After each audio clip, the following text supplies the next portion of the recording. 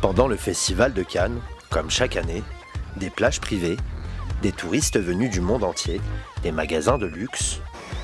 Mais aujourd'hui, une manifestation s'invite sur la Croisette et vient perturber l'ordre des festivités.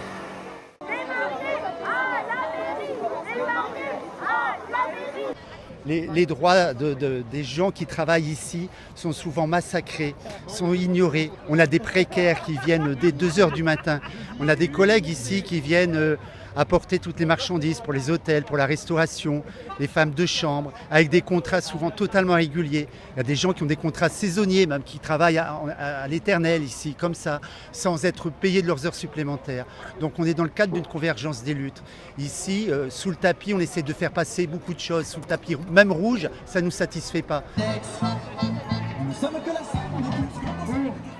Donc c'est aussi pour ça qu'on voulait être là présent, c'est aussi pour ça qu'on a voulu aller vers le festival, vers le palais, parce que c'est quand même plus symbolique que de défiler vers le port. Et on souhaite être entendu par le gouvernement sur le fait que cette loi n'est ni amendable, ni négociable, on souhaite simplement la retirer. Alors c'est pas la retirer pour la retirer, nous on a des propositions à faire pour l'évolution du code du travail, effectivement. Le travail a évolué, les conditions de travail ont évolué, de nouvelles formes de travail qui apparaissent. Et il convient pour nous de mieux réguler au contraire, plutôt que de plus libéraliser le code du travail.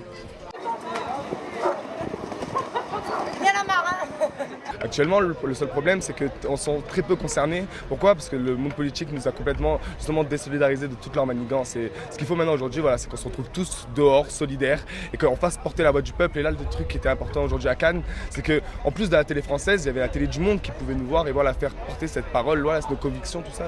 C'est insupportable ce qu'on vit en ce moment. C'est la loi de la honte.